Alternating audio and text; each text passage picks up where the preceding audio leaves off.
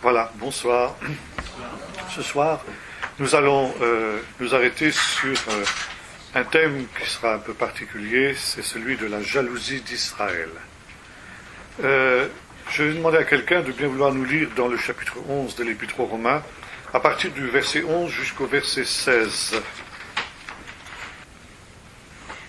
Je dis donc, est-ce pour tomber qu'ils ont bronché? Loin de là.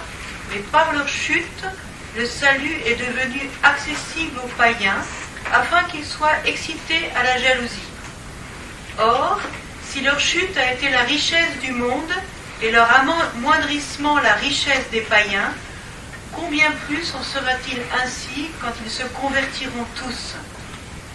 Je vous le dis à vous, païens, en tant qu'apôtre des païens, je glorifie mon ministère, afin que, s'il est possible, d'exciter la jalousie de ceux de ma race et d'en sauver quelques-uns. Enfin, s'il est possible. Oui. Car, si leur mise à l'écart a été la réconciliation du monde, que sera leur réintégration, sinon le passage de la mort à la vie? Or, si les prémices sont saintes, la masse l'est aussi. Et si la racine est sainte, les branches le sont aussi. Voilà, très bien, merci. Jusque-là.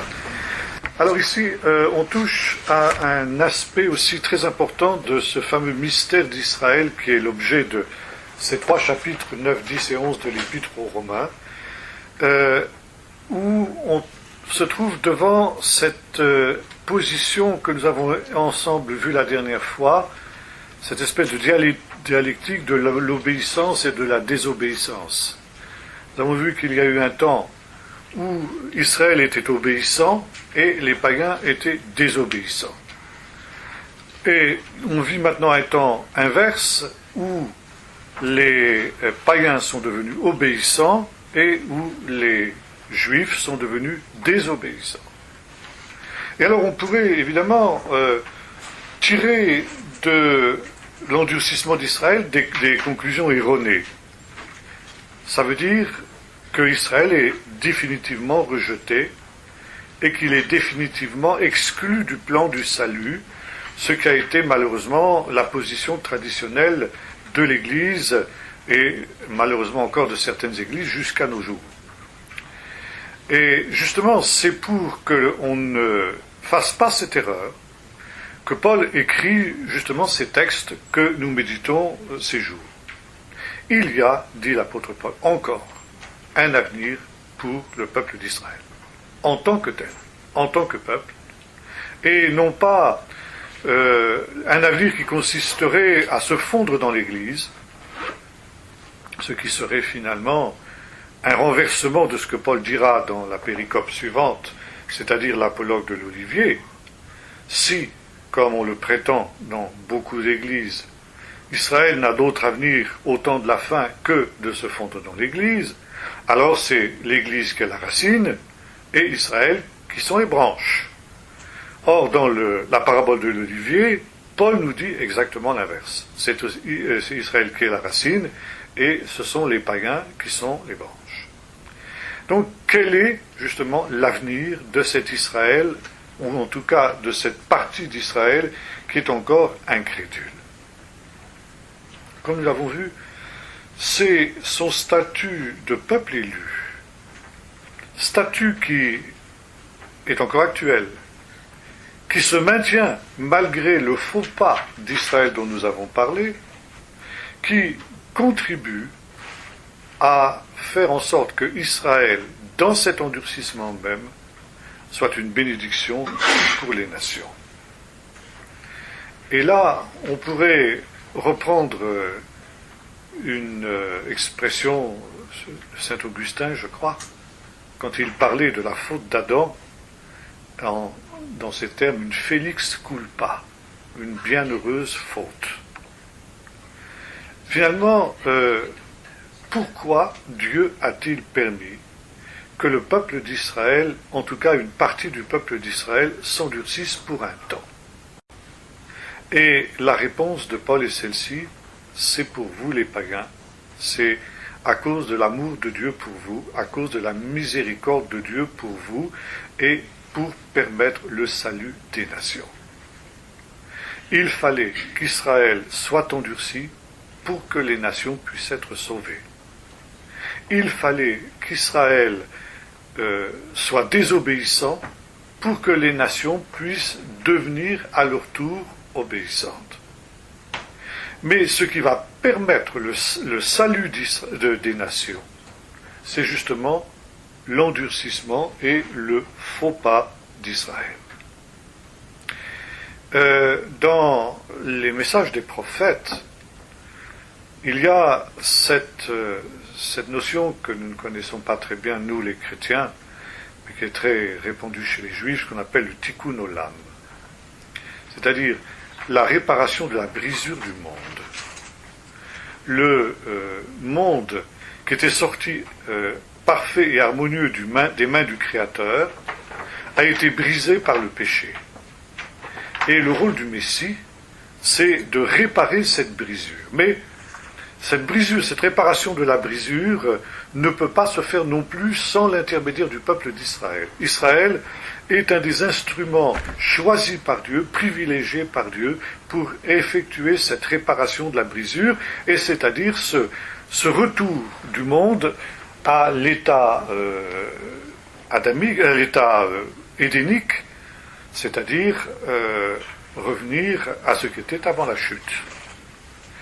Et le tikkun olam, que les apôtres appellent dans le livre des Actes et dans l'évangile de Luc, chapitre 21, le rétablissement de toute chose, c'est comme ça qu'on l'a traduit, cette expression, cela dépend de la manière dont Israël va se comporter vis-à-vis de son Dieu. Israël est la clé de ce retour à l'Éden. Et Israël va donc être la clé aussi de ce que l'on peut appeler l'établissement du royaume de Dieu sur la terre. Et vous avez différentes midrashim, différents midrashim qui expriment ce que Israël, la mission essentielle qu'Israël a vis-à-vis du monde, vis-à-vis des nations, selon que Dieu l'avait dit à Abraham, en toi seront bénies toutes les familles de la terre. Si Israël respectait véritablement 2 Shabbats, le Messie viendrait immédiatement. Autre midrash, si Israël se repentait vraiment, le Messie viendrait immédiatement. Vous avez ça aussi, évidemment, dans le Nouveau Testament, avec la prédication de Jean-Baptiste. Repentez-vous, car le royaume des cieux est proche. Et le ministère de Jean était un ministère qui s'adressait à tout Israël et qui était un appel à la repentance. Ça veut dire du retour à Dieu et du retour à sa parole. Et Jean affirmait que si ce message était accepté, si le peuple d'Israël acceptait cet appel à la repentance, alors le royaume de Dieu, qui était proche, allait venir de son temps. Et il n'y a absolument aucun doute que Jean attendait véritablement la venue du royaume de Dieu de son temps. On retrouve cette prédication de Jean-Baptiste aussi dans la bouche de Jésus, après son baptême.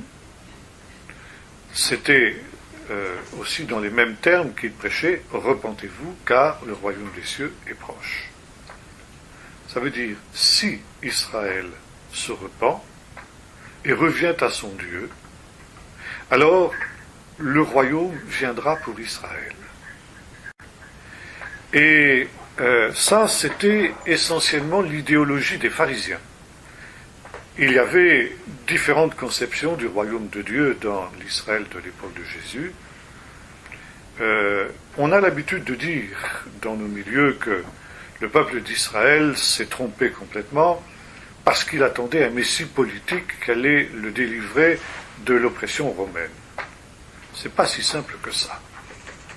Il est vrai que l'oppression romaine était de plus en plus difficile à supporter, et il est vrai que Un des aspects de la rédemption, c'était la délivrance du joug romain. Mais l'attente messianique ne se limitait pas simplement à cet aspect politique, comme on le fait dans le milieu chrétien. En tout cas, on attribue cette idée au peuple d'Israël. Il y avait, grosso modo, en Israël de l'époque de Jésus, deux conceptions du royaume de Dieu. La venue du royaume de Dieu, c'est-à-dire du règne de Dieu. La conception zélote. Les zélotes étaient un mouvement ultra-pharisien qui pensait que l'oppression romaine était non seulement un châtiment voulu par Dieu, mais une infidélité. Israël ne devait pas accepter d'autre roi que l'Éternel. Et accepter le joug d'un empire païen idolâtre comme Rome était un péché devant Dieu. Et par conséquent, il fallait employer tous les moyens pour faire cesser l'oppression de Rome et pour ainsi permettre au peuple d'Israël de servir son Dieu et de servir Dieu seul. Et le but des zélotes, alors effectivement, rejoint grosso modo l'idéologie caricaturale que l'on attribue aux Juifs dans le milieu chrétien. Le but premier des zélotes était en effet de secouer le joug romain au besoin par les armes. Et l'on sait, par l'historien Flavius Joseph en particulier, que ce sont les zélotes qui ont déclenché la grande révolte contre les Romains en l'année 66. Là, un petit groupe de zélotes, mené par un certain Elazar ben Yaïr, s'est emparé de la place forte de Massada, qui était une place forte près de la mer Morte, où il y avait d'abondantes réserves d'armes qui avaient été entreposées par Hérode et qui étaient sous la garde d'une petite garnison romaine qui s'ennuyait ferme dans cet endroit-là et qui ne s'attendait à rien. Les zélotes sont tombés sur eux par surprise, ils les ont massacrés, se sont emparés de toutes les armes, et ça a été le point de départ de la révolte. C'est ainsi qu'ils ont pu, avec les armes de Massada, armer ceux qui ensuite ont mené la révolte à Jérusalem. Et Elazar ben Yaïr avait donc demandé à ses hommes de faire un serment. C'était celui de n'être soumis à aucun roi humain, si ce n'est qu'à Dieu. Ça voulait dire là, c'était véritablement lancer le signal de la révolte. Parce que la Judée était sous le joug romain. Par conséquent, ces gens qui faisaient le serment de n'être soumis qu'à Dieu, eh bien, automatiquement, se mettaient en travers de la route de César, et par conséquent, c'était l'insurrection armée qui se déclenchait de cette manière. Cette insurrection, elle a duré d'abord jusqu'en 70, chute de Jérusalem, et après la chute de Jérusalem, 900 zélotes, hommes, femmes et enfants, résistent encore à Massada. C'est une place difficilement prenable, et au bout de 3 ans d'un siège impitoyable, les Romains viennent à bout de la dernière résistance juive. Et la veille de l'assaut, quand il est évident que la place est perdue, Elazar ben Yaïr rassemble ses hommes. Et il leur tient un discours qui est très célèbre, que Joseph nous a rapporté dans ses écrits, mais en substance qui dit ceci: nous sommes dans une situation absolument incroyable et imprévue. Nous avons fait le serment de n'être soumis qu'à Dieu. Nous sommes liés par notre parole. Pour les Juifs, un serment, c'est important. On ne peut pas se parjurer, surtout quand c'est quelque chose qui touche à Dieu. Et c'est donc nous, à cause de ce serment que nous avons fait, qu'avons été les premiers à lancer le signal de la révolte. Or, apparemment, Dieu nous a abandonnés, à cause de nos péchés, sans doute. Mais il se trouve que par un curieux hasard, nous qui avons été les premiers à lancer la révolte, nous sommes aussi les derniers à déposer les armes. Il n'y a plus d'illusions à se faire. Demain, les Romains vont lancer l'assaut final. Nous serons vaincus, c'est inévitable. Ceux qui seront les survivants de la bataille seront vendus comme esclaves. Nos femmes et nos enfants seront vendus comme esclaves. Et par conséquent, nous serons parjure au serment que nous avons fait. Vous comprenez ça? Si les Romains réduisent les Zélotes et leurs familles en esclavage, le serment de ne pas être soumis à un autre roi que Dieu est caduc. Par conséquent, disent les Arméniens, nous sommes coincés. Nous n'avons pas d'issue. Si, il y en a une seule. Et c'est la seule qui nous reste. C'est de nous donner volontairement la mort pour échapper à la captivité romaine. Et c'est le fameux suicide collectif de Massada, qui est devenu célèbre dans toutes les annales, etc., qui est choquant, bien sûr, pour un esprit occidental, mais qui, dans ce contexte, s'explique, parce que c'était effectivement la seule porte de sortie qu'avaient ces gens-là. La Bible et la tradition juive, par conséquent, excluent et interdisent le suicide. Mais, disons là, c'était dans la perspective de ces gens-là, bien sûr, je ne le reprends pas en compte, vous comprenez bien. Mais dans la perspective de ces gens-là, c'était la seule issue qui leur restait pour rester fidèles au serment qu'ils avaient fait.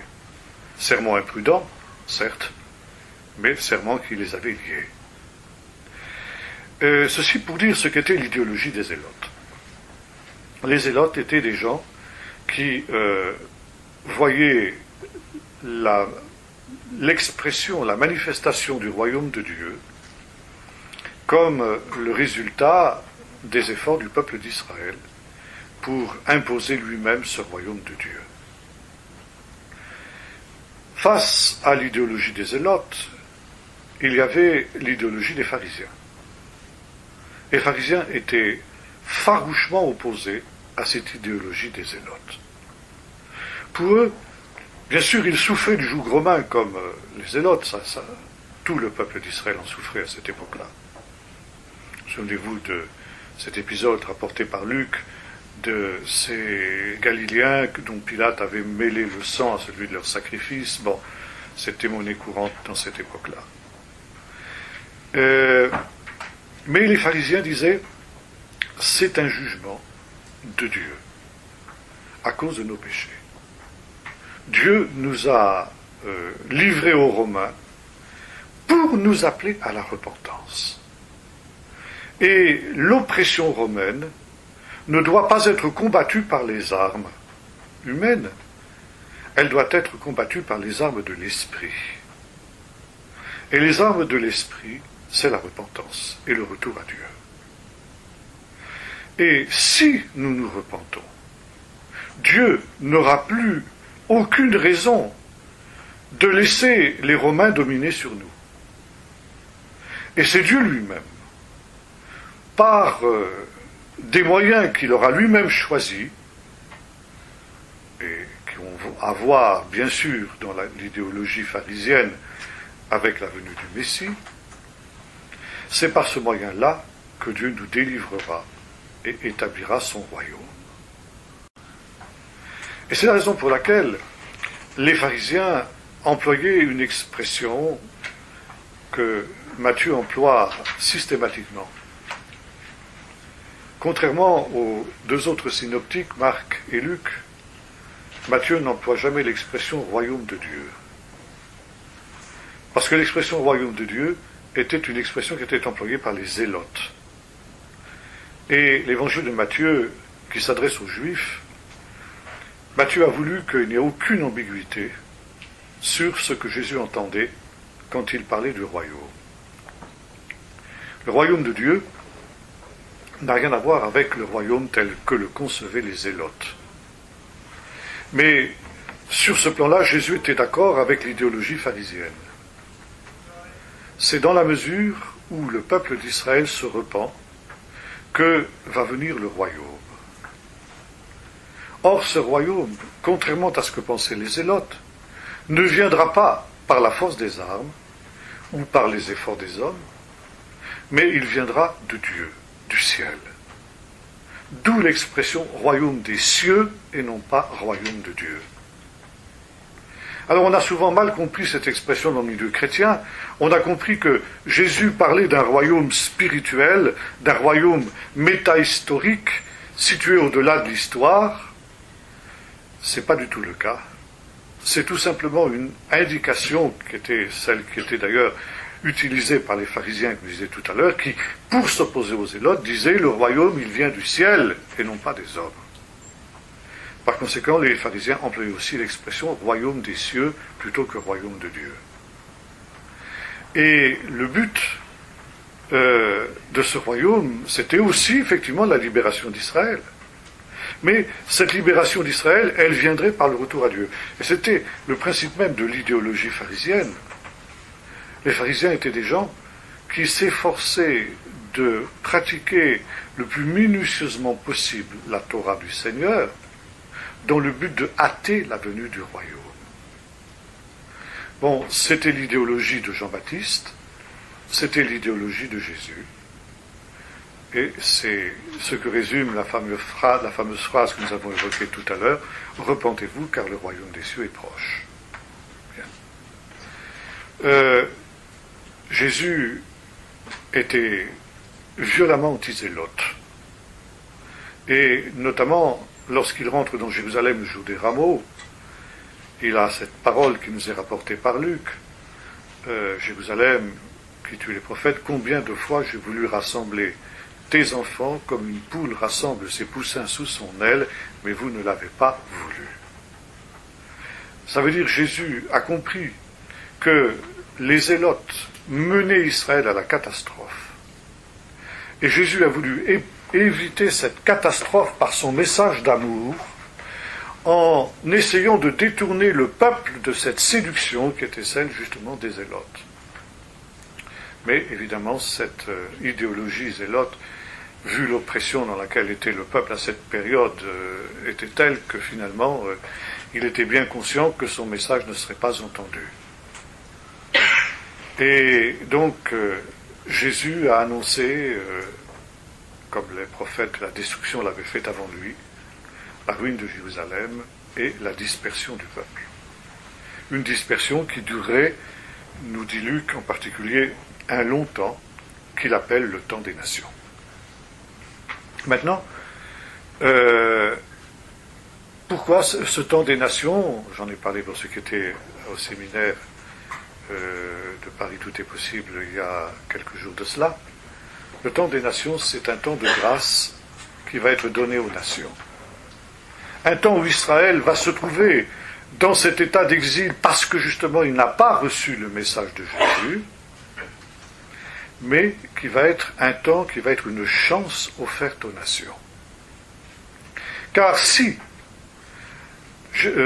Israël avait répondu à la prédication de Jésus, puis à celle des apôtres après la Pentecôte, et si Israël s'était repenti, que se serait-il passé? Eh bien, effectivement, le Messie serait venu. Le royaume de Dieu, le royaume des cieux serait venu, et les païens, eh bien, eux seraient restés en dehors du plan du salut. Or, de tout temps, Dieu avait une place pour les nations dans le plan du salut, et par conséquent, pour que les nations puissent être sauvées, pour qu'en tout cas, il y ait, disons les choses plutôt comme ça, il y ait des représentants de toutes les nations qui soient sauvés au dernier jour, quand serait manifesté le salut d'Israël. Jamais la Bible n'a envisagé que tous les païens seraient sauvés. Il y aurait, comme il y a au sein du peuple d'Israël, un reste seulement qui serait sauvé. Mais au temps du salut d'Israël, il y aurait des représentants de toutes les nations qui sont sous le ciel, qui participeraient elles aussi à ce salut. Si bien que le Tikkun Olam, la réparation de la brisure du monde, a été retardée pour le salut des nations. Et nous avons vu que Paul a dit une chose très surprenante dans le chapitre 9. Il a dit à en réponse à la question des Romains, pourquoi le peuple d'Israël est-il tombé dans l'endurcissement, il a dit, c'est Dieu qui a endurci le cœur de son peuple. C'est Dieu qui l'a fait. Et en agissant de cette manière-là, Dieu a condamné son peuple à souffrir. Et la souffrance d'Israël est une souffrance pour le salut des nations. Ça, je crois qu'il faut le dire et le souligner. C'est le thème de la souffrance des justes. Nous avons vu déjà le même parallèle avec l'exil en Égypte, les 400 ans d'esclavage en Égypte, où Dieu dit à Abraham au chapitre 15 du livre de la Genèse, « Tes descendants seront captifs pendant 400 ans dans un pays qui ne sera pas le leur, parce que le péché des Amoréens, des Cananéens, n'est pas arrivé à son comble. » Ça veut dire, Dieu va donner 400 ans de grâce aux Cananéens, une chance pour que pendant ces 400 ans, ils se repentent et soient sauvés. Et ce n'est que lorsque les païens, les Amoréens auront mis le comble à leur péché, et qu'il est clair qu'ils ne veulent pas se repentir, qu'Israël prendra possession de leur pays. Pour prendre possession de leur pays, Israël devra les chasser. Et ce sera le jugement des Cananéens. Le jugement pour n'avoir pas profité de ces 400 ans du temps de grâce. Mais pendant ces 400 ans du temps de grâce donné aux Amoréens, Israël va souffrir injustement en Égypte. Israël va souffrir pour le salut des Cananéens. Et vous retrouvez le même parallèle avec le temps des nations. Ce temps est un temps de grâce offert aux nations pour que les nations aient la possibilité de se repentir. Et pendant ce temps, Israël est hors du plan de Dieu. Il est court-circuité. Il est mis à l'écart. Il souffre. Et ces souffrances entrent dans le plan de Dieu. Ça veut dire Israël souffre pour le salut des païens. Et là, vous pouvez peut-être faire un parallèle. Je dis peut-être, je suis très prudent parce que je sais que là, on avance sur des œufs. Mais avec ce texte où Paul dit ceci, j'achève dans mon corps ce qui manque aux souffrances du Messie. Vous avez entendu parler, bien sûr, des 4 chants, des 4 poèmes du serviteur de l'Éternel, qu'on trouve dans la deuxième partie du livre du prophète Ésaïe à partir du chapitre 40. Les chants du serviteur de l'Éternel, vous trouvez au chapitre 42, chapitre 49, chapitre 50, et bien sûr le célèbre chapitre 53 du livre du prophète Ésaïe. Et depuis, disons, la controverse judéo-chrétienne, depuis les premiers siècles de notre ère, il y a un conflit d'interprétation sur l'identité du serviteur de l'Éternel entre Israël et l'Église. L'Église a affirmé avec le Nouveau Testament, le serviteur de l'Éternel, c'est le Messie, c'est Jésus. Ce que d'ailleurs on pensait aussi dans le judaïsme avant la venue du christianisme. Et après la venue du christianisme, pour que ces textes ne soient pas utilisés pour prouver la messianité de Jésus, le judaïsme a déclaré, et déclare jusqu'à ce jour, que le serviteur de l'Éternel, notamment le serviteur d'Ésaïe 53, c'est le peuple d'Israël qui souffre pour le péché des nations. Et toutes les souffrances qu'Israël a subies pendant les 2000 ans d'exil, l'Inquisition, les croisades, la Shoah et tout ce que vous voudrez, et notamment la Shoah, est considérée comme ces souffrances qui ont pour but le salut des nations. Je crois qu'il ne faut pas écarter cette interprétation d'un revers de main et trop vite. D'abord parce que dans les premiers chants du serviteur de l'Éternel, chapitre 42, chapitre 49 en particulier, il y a une ambiguïté sur l'identité du serviteur de l'Éternel.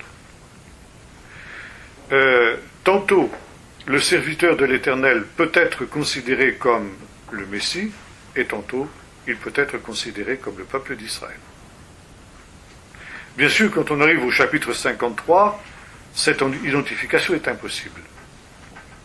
Bon, pour toutes sortes de raisons, mais ce n'est pas notre sujet ce soir.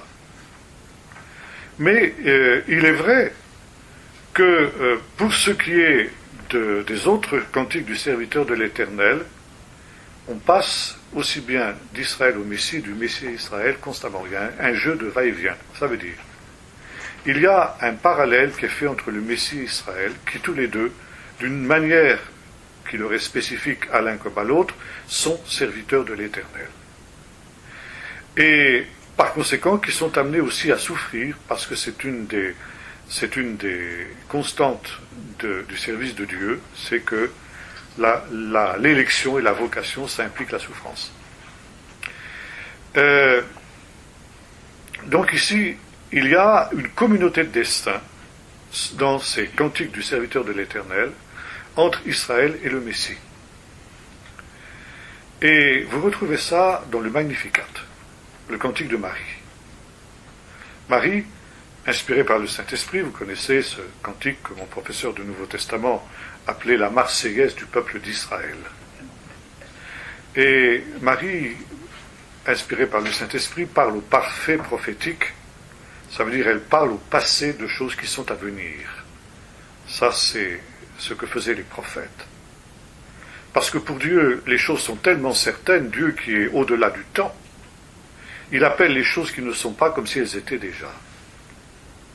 Et sous cette inspiration prophétique, Marie déclare, il a renversé les grands de leur trône, il a renvoyé les riches à vide, mais il a élevé les humbles, et il s'est souvenu d'Israël, son serviteur. Voyez-vous, ce qui est très intéressant, c'est que Marie, cette jeune fille juive, jusqu'au bout des ongles, et ça, si je pouvais vous faire une étude sur Marie, vous verriez à quel point Marie, justement, est ancrée vraiment dans le terreau de son peuple. Et donc Marie interprète les cantiques du serviteur de l'Éternel comme le fait le peuple d'Israël. Le serviteur de l'Éternel, c'est bien sûr son fils qui va naître, mais c'est aussi Israël. Vous avez ça aussi dans l'évangile de l'enfance selon Matthieu, où un parallèle est fait constamment entre Jésus et Israël. Alors que ce soit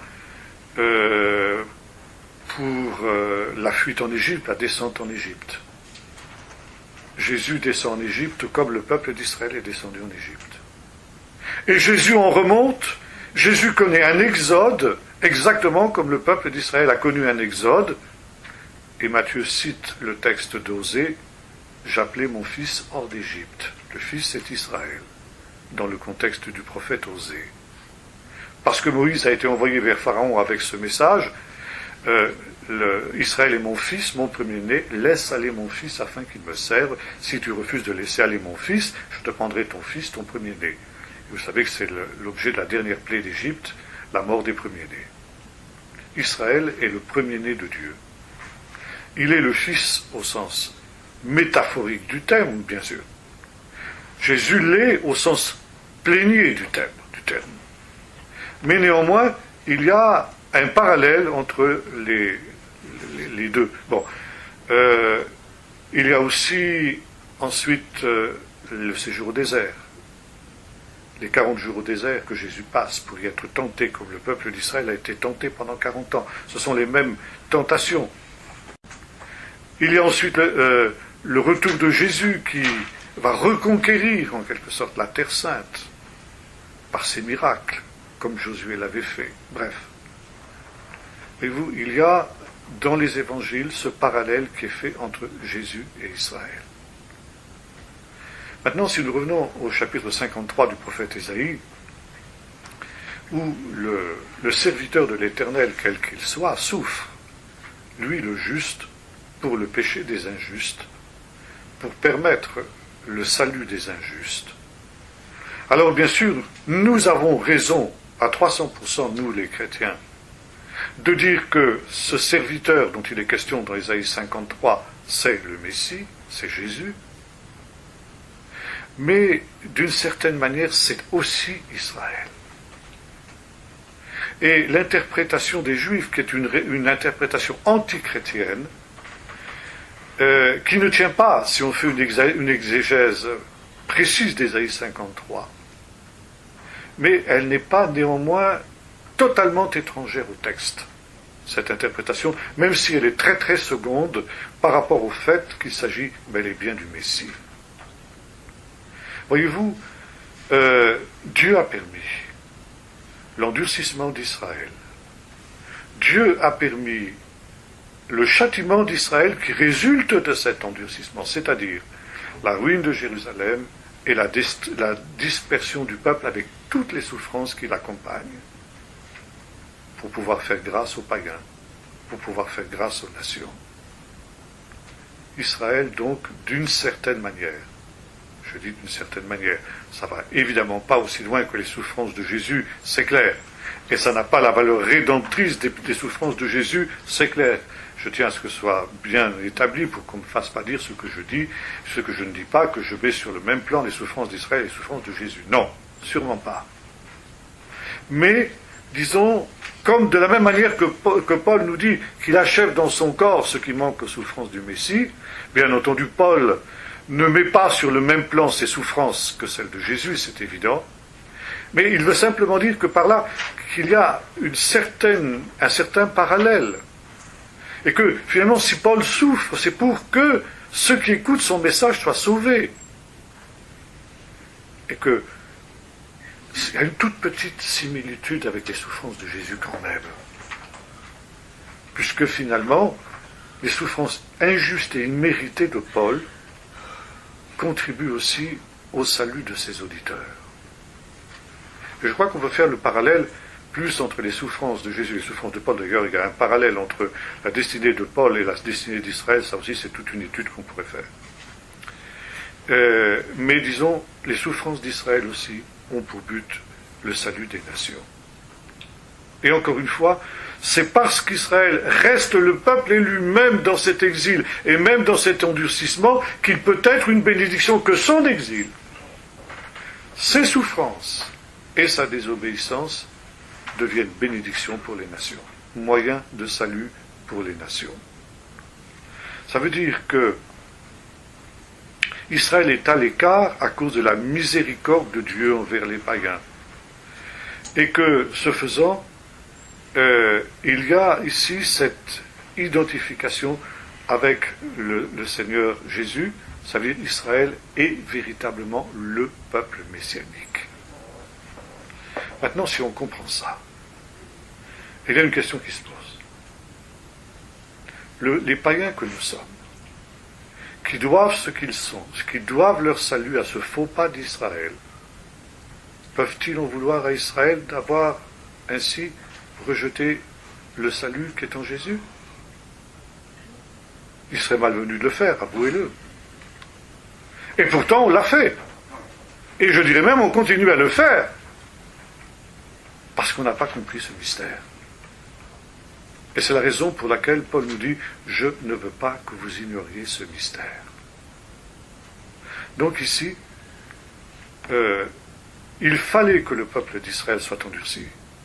Il fallait que le peuple d'Israël soit aveuglé en ce qui concerne Jésus pour que les païens puissent être sauvés.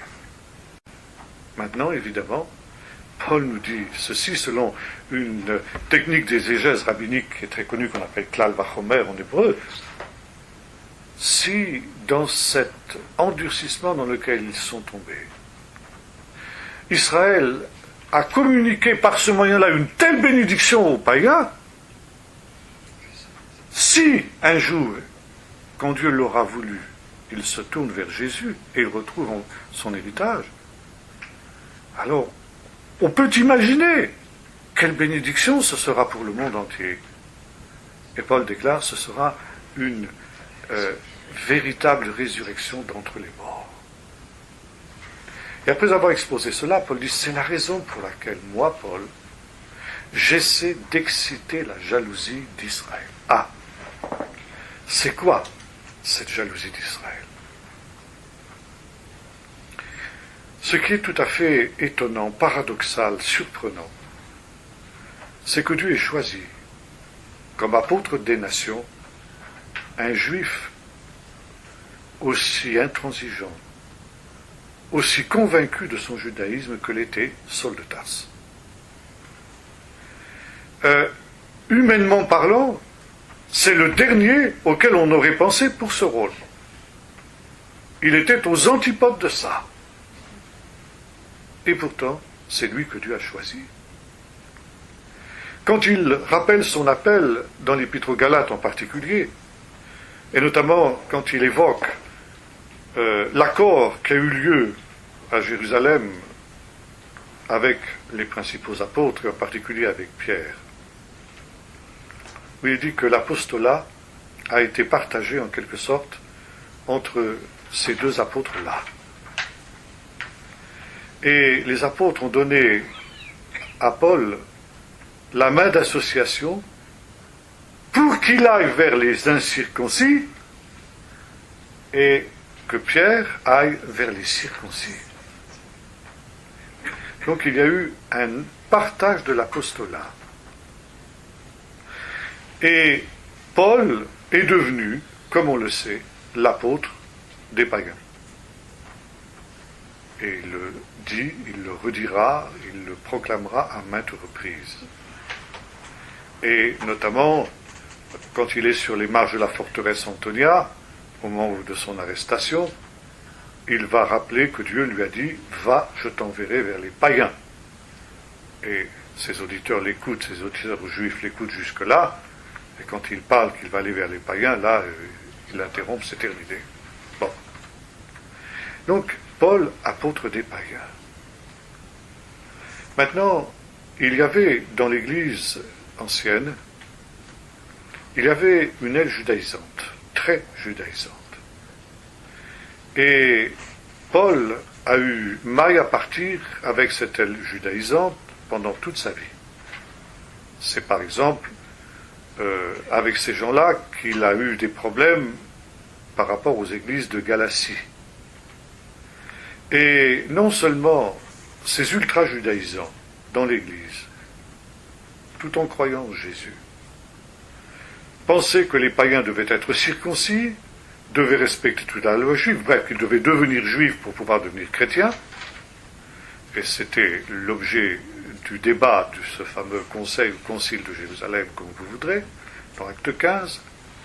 Et finalement, toute cette aile ultra-judaïsante de l'Église n'avait pas accepté les conclusions du Conseil de Jérusalem. Et continuait à enseigner qu'il fallait que les païens se convertissent au judaïsme pour pouvoir être sauvés. Bien.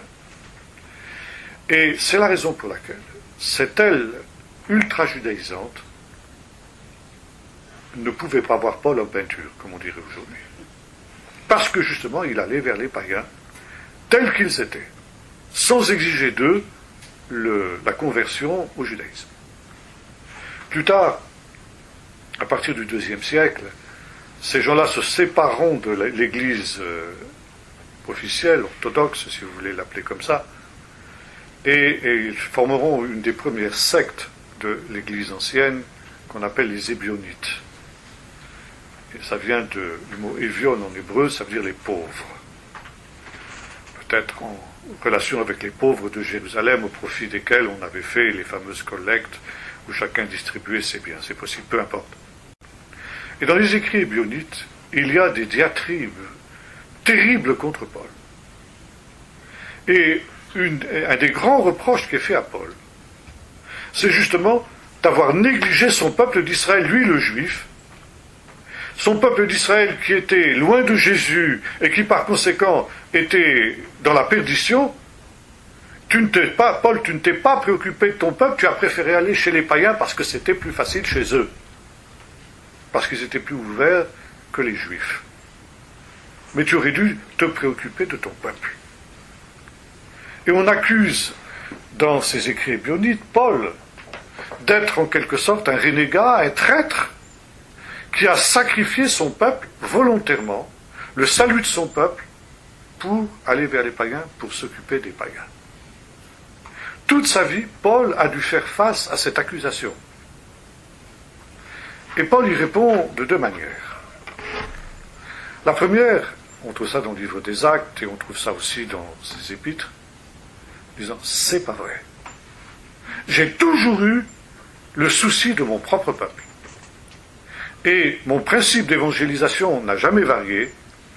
Pour moi, l'évangile est d'abord pour le juif et ensuite pour le grec. Ça ne veut pas dire que le juif est une supériorité sur le non-juif. Ça veut dire tout simplement qu'il a une priorité. L'évangile, il est prioritairement, bon, vous avez compris, pour le juif. Ça, c'est la première défense de Paul. Je n'ai jamais dérogé de ce principe. Là où j'arrive, je commence par entrer dans la synagogue et évangéliser les juifs. Et ce n'est que lorsque les juifs ne veulent pas l'évangile que je me tourne vers les païens. Bien. Maintenant, c'est vrai, j'ai eu plus de succès, dit Paul, au milieu des païens qu'au milieu des juifs, ça c'est indiscutable. Mais seulement, vous mes adversaires, les Hébionites, il faut que vous sachiez que, contrairement à ce que vous pensez, l'évangélisation des païens ne joue pas contre les juifs, mais joue en leur faveur. À cause de cette notion du tikkun olam que nous avons évoquée tout à l'heure. Pourquoi ? Parce que, nous dit l'apôtre Paul, Dieu a aveuglé le peuple d'Israël, une partie du peuple d'Israël, pour un temps seulement. Encore une fois, il y a deux limites dans l'endurcissement du peuple d'Israël. Une limitation dans l'espace. Seule une partie du peuple d'Israël est tombée dans l'endurcissement. Nous avons vu qu'il y a un reste selon l'élection de la grâce. Et deuxièmement, il y a une limitation dans le temps. Cette partie d'Israël qui est tombée dans l'endurcissement est entrée dans l'endurcissement jusqu'à un certain temps fixé par Dieu. Et quel est ce temps où Dieu fera grâce à son peuple et Dieu ôtera le voile qui est devant ses yeux, de sorte que même cette partie d'Israël qui est dans l'endurcissement se tournera vers Jésus, jusqu'à la plénitude des nations, dit littéralement le texte. Si vous retraduisez ça en hébreu, ça vous donne shlemut agoyim. Ça a la même racine que le mot shalom. Et la plénitude des nations. On va retrouver ça dans le texte de Luc 21, 23. Jérusalem sera foulée aux pieds par les nations, Adki ishlemu itot agoyim, jusqu'à la plénitude du temps des nations. Nous avons le même mot. En grec, c'est le mot pléroma dans les deux cas. Jusqu'à la plénitude du temps des nations. C'est quoi la plénitude du temps des nations ? C'est deux choses. C'est un temps où, comme pour les Amoréens, les nations en auront assez d'avoir entendu l'Évangile pendant le temps de grâce et se rebelleront contre l'Évangile. C'est ce que déjà le prophète Daniel et ensuite le Nouveau Testament appellent l'apostasie. Et par conséquent, ils diront, comme le dit le psaume 2, brisons leurs liens et débarrassons-nous de leurs chaînes. Ce sera la grande révolte contre Dieu, contre son Messie, contre son peuple et contre sa Torah. Et à ce moment-là, le jugement de Dieu deviendra irréversible. Dieu jugera les nations qui se seront révoltées contre lui et contre son évangile. Et actuellement, où il est question, voyez-vous, de mettre hors la loi l'évangile dans notre pays, parce que c'est de cela qu'il est question, de substituer au christianisme une nouvelle religion républicaine et laïque. On parle de religion républicaine et laïque. On est revenu en 1791-92 avec le culte de l'être suprême. On va vers ça à fond, n'est-ce pas ? Et par conséquent, le jugement de Dieu est imminent dans ces cas-là. Et quand Dieu jugera les nations, eh bien le jugement des nations, de la même manière que le jugement d'Israël a été le salut des nations, de la même manière le jugement des nations sera le salut d'Israël. Quand la plénitude des nations sera rentrée, tout Israël sera sauvé. Le voile sera ôté et tout Israël se tournera vers Jésus. Le jugement des nations sera le salut et la délivrance d'Israël. Bien sûr, seront sauvés avec Israël ceux des nations qui auront cru. Et c'est aussi le sens du mot plénitude. La plénitude des nations, c'est la plénitude des élus, du nombre des élus que Dieu a connus depuis toujours. Quand ce nombre aura été atteint, alors la porte de la grâce sera fermée, et à ce moment-là, tout Israël sera sauvé. Tout Israël se repentira, et par conséquent viendra le Tikkun Olam, le Messie, et l'état édénique dont nous avons parlé tout à l'heure. Et Paul dit ceci à ses adversaires, qui lui reprochent de se tourner vers les païens, il dit « Aussi longtemps que la plénitude des nations n'aura pas été atteinte, et notamment les extrémités de la terre, comme Jésus l'avait dit, vous serez mes témoins jusqu'aux extrémités de la terre, il est vain d'attendre le salut d'Israël.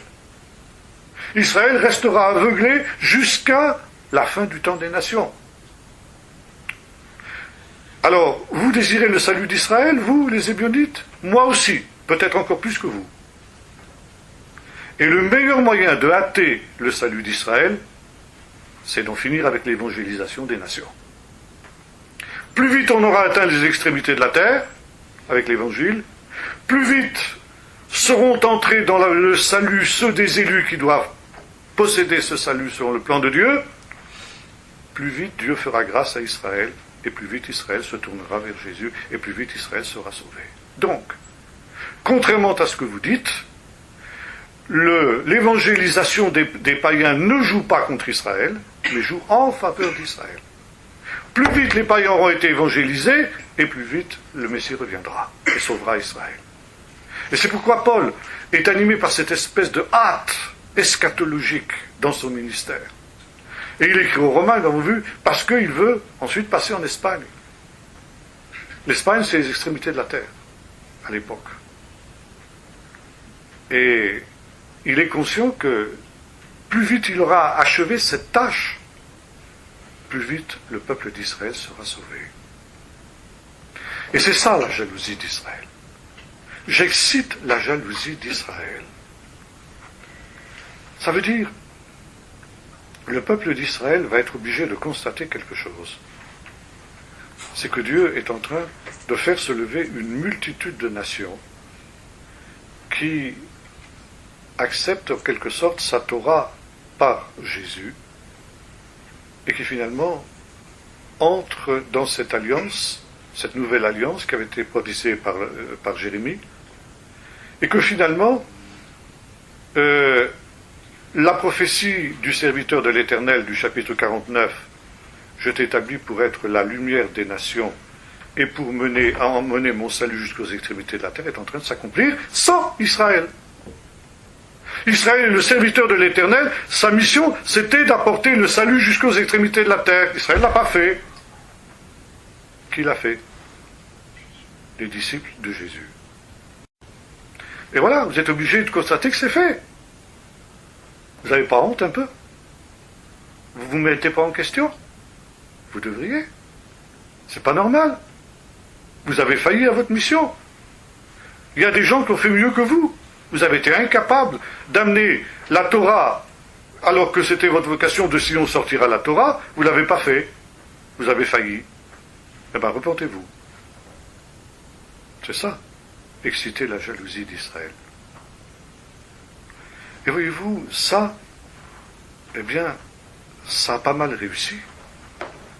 Le christianisme est coupable de bien des choses vis-à-vis du peuple d'Israël, et par conséquent devant Dieu. Ça, peut-être, on aura l'occasion d'en reparler. Mais il y a en tout cas une chose que le christianisme a mené à bien, c'est qu'il a amené la connaissance de la Torah d'Israël dans le monde entier.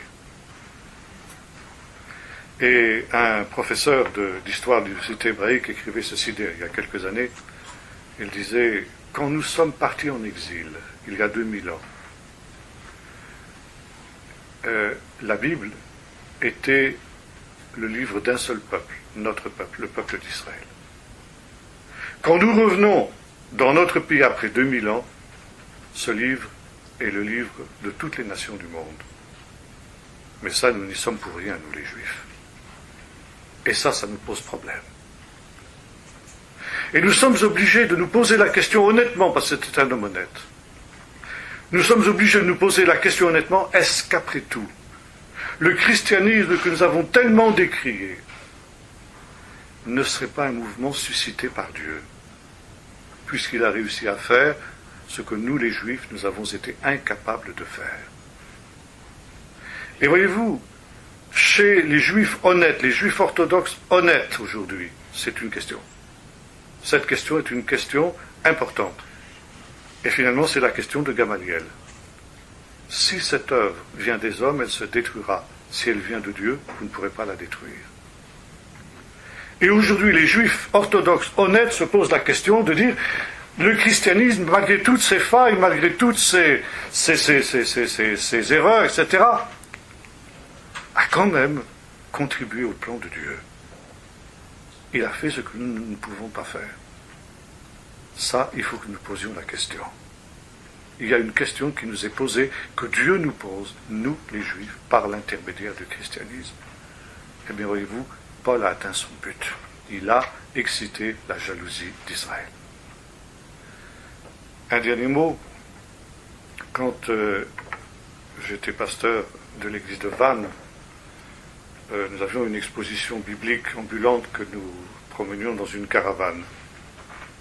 Ça commençait par la Bible hébraïque, et ça se terminait par des Bibles dans des langues les plus bizarres qui soient, le chinois, le javanais, etc., enfin des langues africaines rares et des choses comme ça. Et quand je faisais visiter cette caravane à des Juifs qui venaient parfois, je disais, vous voyez, vous, les Juifs, vous avez continué à lire la Bible en hébreu jusqu'à maintenant. Et vous avez contribué ainsi à garder ce texte intact, sans une altération, fidèlement. Nous, les chrétiens, nous avons traduit cette Bible dans plus de 2000 maintenant, je ne sais plus combien de langues, 2700 langues, je crois, quelque chose comme ça, et dialectes. Bien sûr, le fait de traduire ces livres dans ces langues-là impliquait une perte de sa substance. Ça, c'était la rançon obligatoire. Mais aujourd'hui, effectivement, la Torah d'Israël, la Bible d'Israël, est devenue le livre de tous les peuples, le best-seller le plus vendu dans le monde. Et finalement, chacun avait sa mission. Nous, les chrétiens, nous avions besoin de vous pour garder le texte biblique intact, et vous, les Juifs, vous avez eu besoin de nous pour que nous accomplissions ce qui aurait dû être votre mission, porter cette Torah dans le monde entier. Vous voyez, la jalousie d'Israël, ce que c'est ça. Et encore une fois, aujourd'hui, c'est quelque chose, c'est un des rares points positifs que le christianisme peut mettre à son actif et qu'il peut présenter au peuple d'Israël. Encore une fois, tous les Israélites n'accepteront pas cette démonstration parce que pour eux le christianisme c'est vraiment quelque chose de quasiment diabolique, c'est le plus grand ennemi d'Israël, mais il commence à y avoir des juifs honnêtes qui reconnaissent le fait. D'ailleurs même des rabbins de l'époque Moyen-Âge avaient dit cela, par exemple le Rambam, Rabbi Moshe ben Maimon, on appelle aussi Maïmonide, écrivait que Jésus avait été suscité par Dieu pour que les nations apprennent à connaître le véritable Messie. Donc voyez-vous, Paul a atteint son but, et il y a cette dialectique, donc le salut d'Israël dépend de cette jalousie qu'il aura au temps de la fin, dire mais quand même ces chrétiens, ils ont fait quelque chose, il y a quelque chose de Dieu. Il faut se reposer la question du christianisme et la question de Jésus. Et le peuple d'Israël est en train d'entrer dans cette nouvelle étape aujourd'hui. Et ça, c'est quand même quelque chose d'important.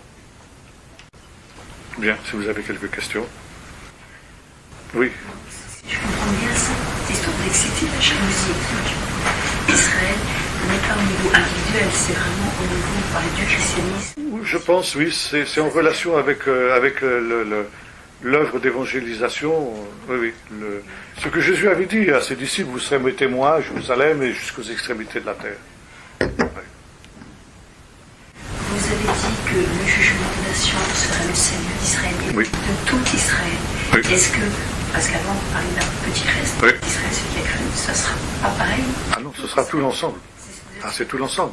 Ah bah oui. Mais j'ai posé la question à Ruben Berger justement la semaine dernière, 15 jours, et lui m'a répondu non, ce sera ceux qui ont cru. Ben, j'ai beaucoup lu Ruben Berger, mais je serais en désaccord avec lui sur ce point, si on avait eu l'occasion d'en discuter. Non, je crois que là, le texte grec est clair, hein, c'est tout Israël, c'est Totu, quelque chose comme ça, donc, hein, vous êtes bien d'accord, Michel? En grec, c'est la totalité, c'est pas une partie. Attendez, le frère, il avait posé une question à vous. Disons que Paul était l'apôtre des païens, mais Dieu avait envoyé Pierre vers Corneille aussi. Oui, parce que Pierre devait être celui qui ouvrirait, selon la fameuse prophétie de Matthieu 18, qui ouvrirait les portes du royaume des cieux aux non-juifs, quoi. Oui. Mais oui.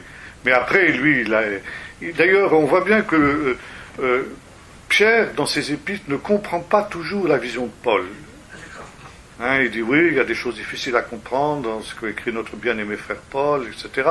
Bon, il y a eu l'incident d'Antioche aussi, le clash entre Pierre et Paul au sujet justement de la question des païens.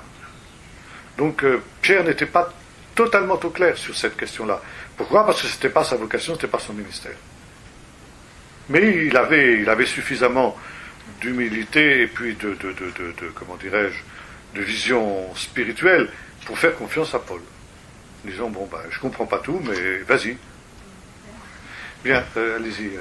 Oui, c'était juste pour ajouter, peut-être que Ruben voulait parler de l'enlèvement, où il y aura le reste des Juifs qui seront enlevés, et ensuite... Ah oui, ça, dans ce sens-là, oui, d'accord. Sur le mont des Oliviers. Oliviers. Ouais, dans ce sens-là, d'accord. Je partage. Le temps actuel est un temps où Dieu a livré le peuple d'Israël, les fils de la lumière, aux fils des ténèbres. Fils des ténèbres, c'est essentiellement les Romains, qu'on appelle dans les textes du Qumran les Kittim, c'est-à-dire les Cypriotes. C'est un mot codé pour que les Romains ne se reconnaissent pas là-dedans.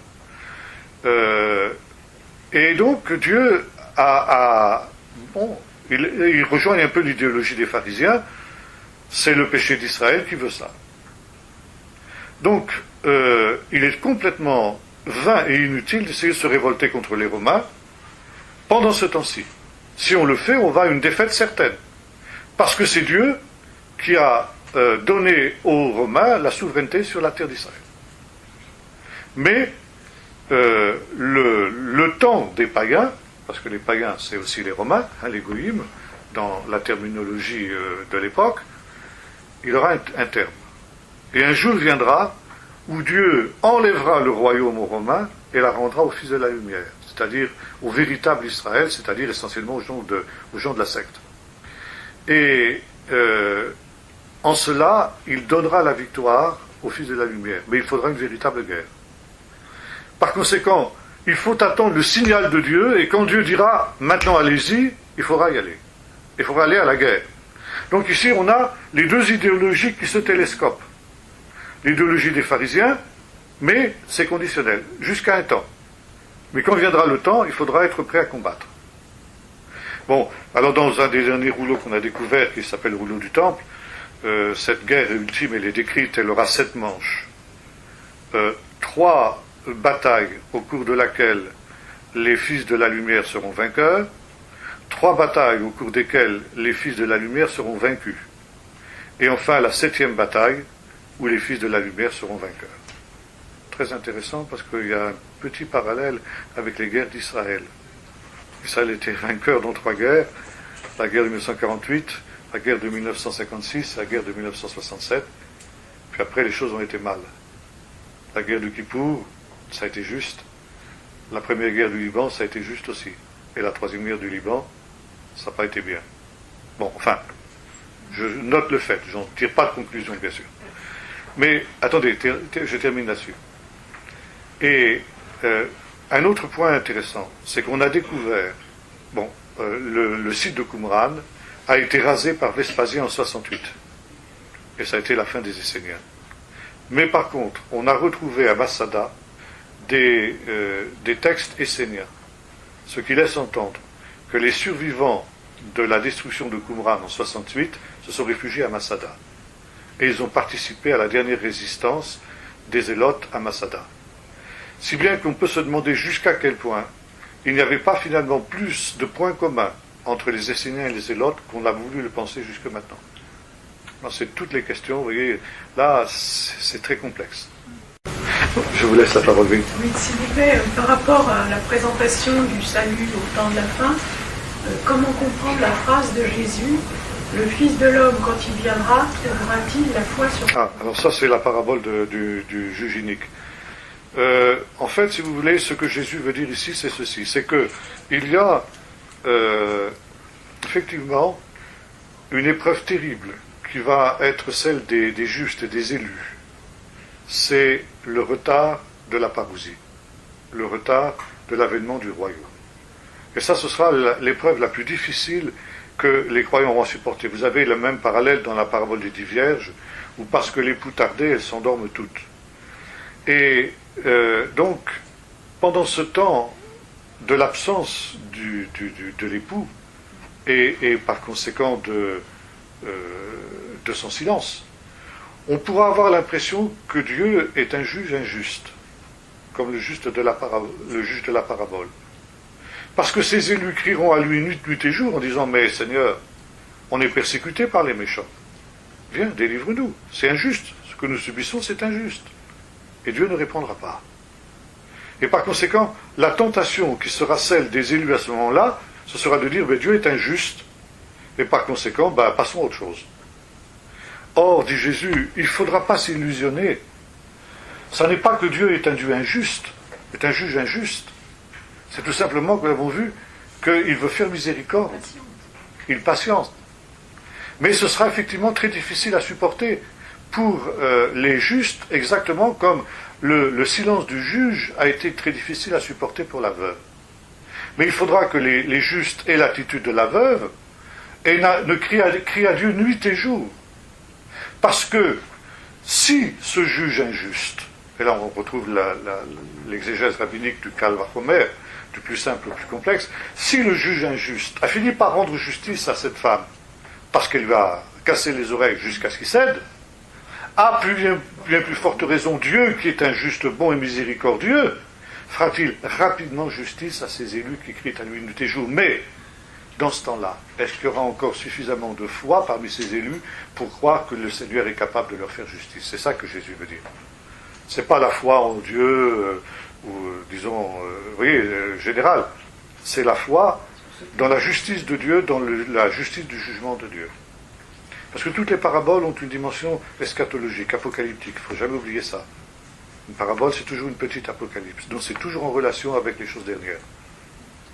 La pointe, en tout cas. Oui. Pourquoi Jésus dit « Je suis venu pour les Juifs et pas pour les non-Juifs » Oui, effectivement, ça c'était sa mission à lui, ça lui était spécifique. Il n'a été envoyé que pour les brebis perdues de la maison d'Israël, et il a accepté cette limitation-là parce que c'était la volonté de son Père comme ça.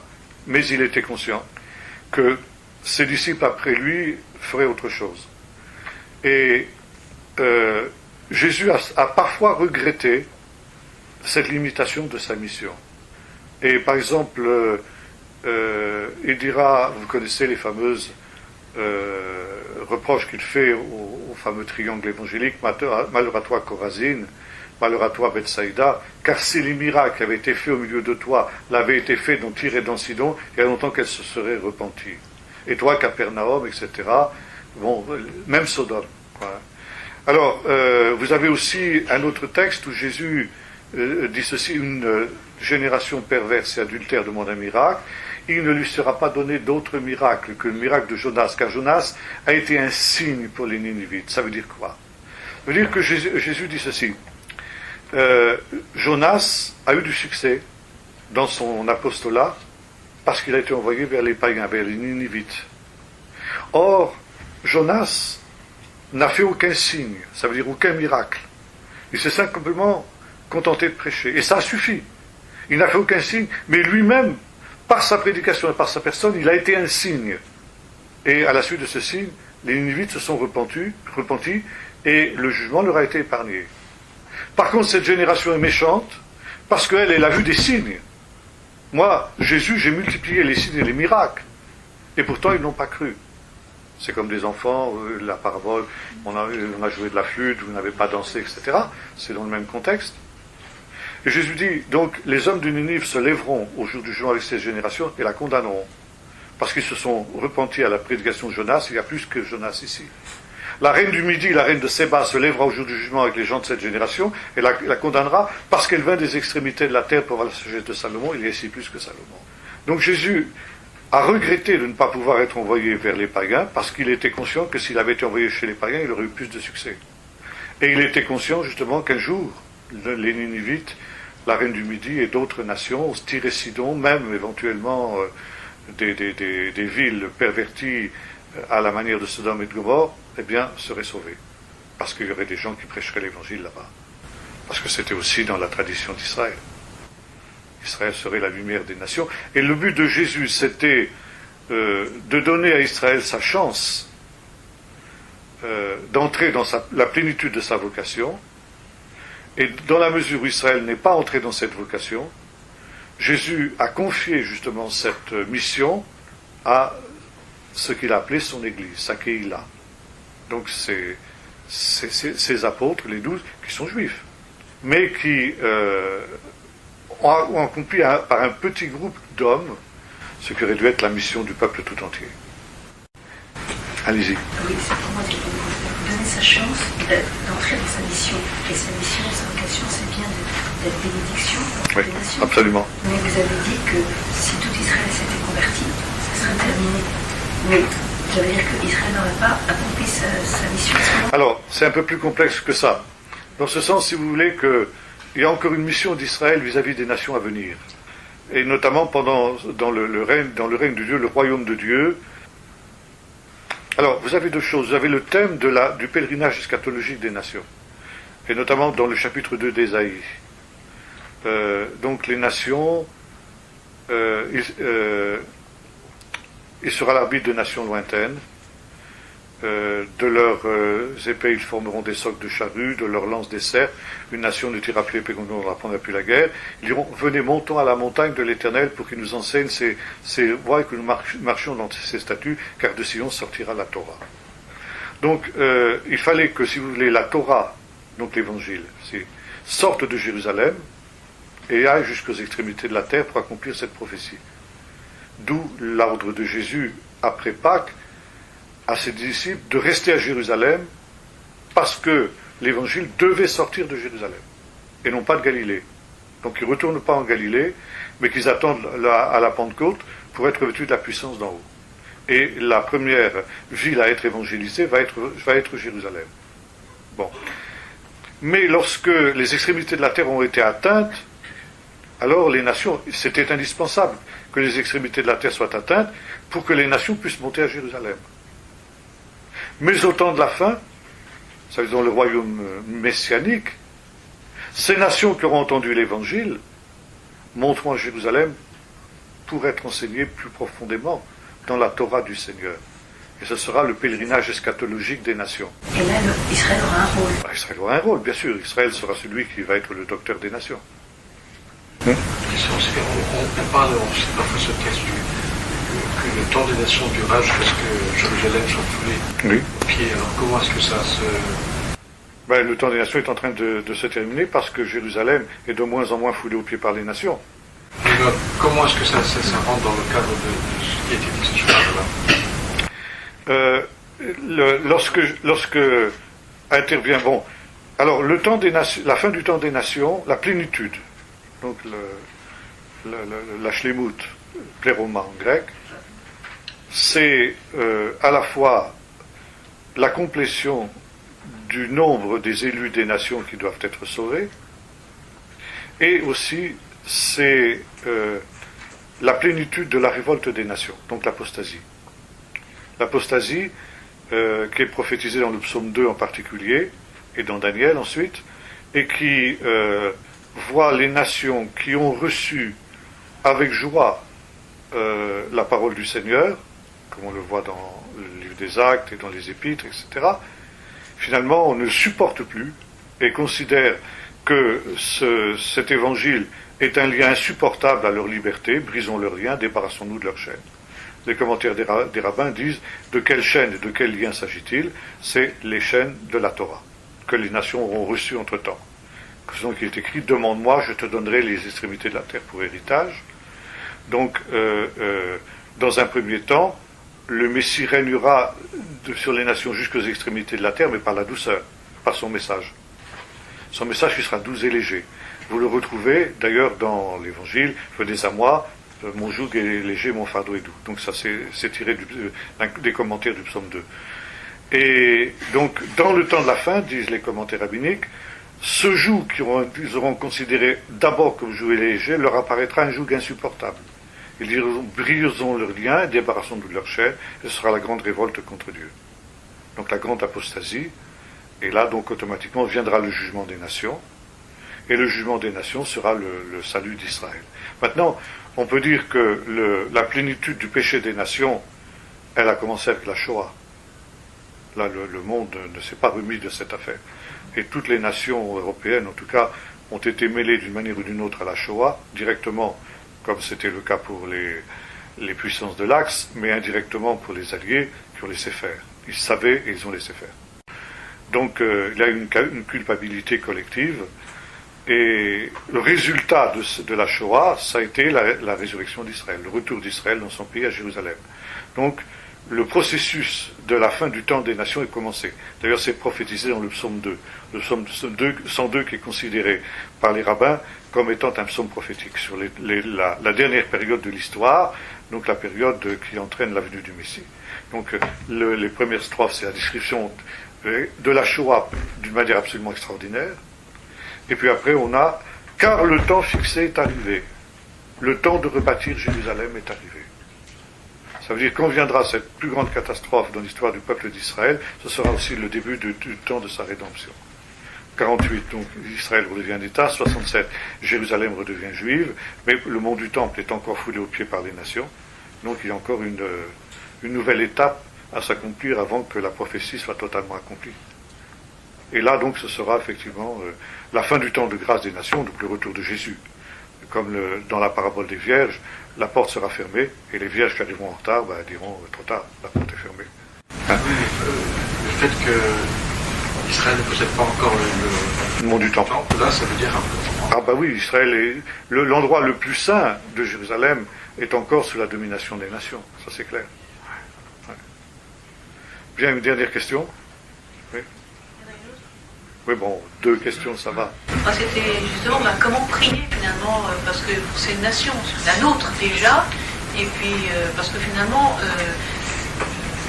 oui, on ne sait pas très très bien toujours s'il faut demander pardon pour notre pays, quelle est notre part en tant que personne et en tant qu'habitant de ce pays, finalement, vis-à-vis de Dieu.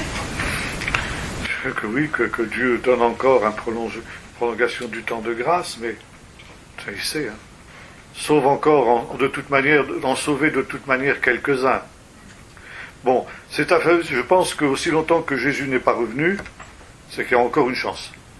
Donc il y a encore, le nombre des élus n'est pas encore complet. Donc on peut prier dans ce sens-là. Seigneur, sauve les derniers qui doivent l'être encore, quoi. Je crois que c'est à peu près dans ce sens-là qu'il faut voir. Et puis bon, ensuite, que Dieu fasse en sorte aussi, parce qu'il y a un autre danger, c'est que les élus eux-mêmes soient séduits. Et ça, Jésus le dit. Il essaiera, s'il était possible, de séduire même les élus. Donc que les élus soient gardés et préservés. Parce qu'il y a quand même une chose qu'il faut savoir, c'est que l'amour de Dieu, la miséricorde de Dieu pour les pécheurs, ne va pas jusqu'à leur sacrifier les justes. Et quand les justes arrivent à un stade où ils ne peuvent plus supporter, et où ils risquent même d'être entraînés par l'égarement des impies, eh bien Dieu intervient. Ça aussi, c'est une des raisons pour lesquelles il intervient. Oui, ouf, comme dit Marie-David. Oui, il y avait une dernière question. Oui, c'était pour aller dans le sens de ce que vous disiez, mais je suis d'accord sur le fait que l'esplanade des mosquées n'est pas... L'esplanade du temple. L'esplanade du temple, plutôt. Le mont du temple. Le mont du temple. Et pas totalement sous souveraineté, même s'il est sous officiellement, oui. L'autorité israélienne. Oui.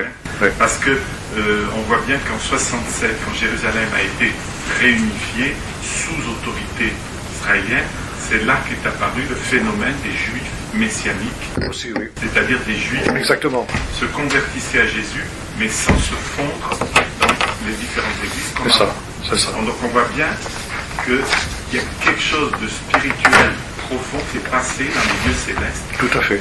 En 67. Tout à fait, tout à fait. Et l'année suivante, c'était 68. Oui. Chez nous. Chez nous. Oui. Et le début de l'apostasie. Parce que ce que nous vivons maintenant, ça a commencé là. Ouais. Ça a commencé là. D'accord. J'ai une petite question de Oui. cultivant. Oui. Où vas-tu exactement à Dieppe dimanche prochain? L'Assemblée de Dieu. Assemblée de Dieu, dit. Il a entendu. Voilà. Merci. Bien. Merci beaucoup. Bonjour.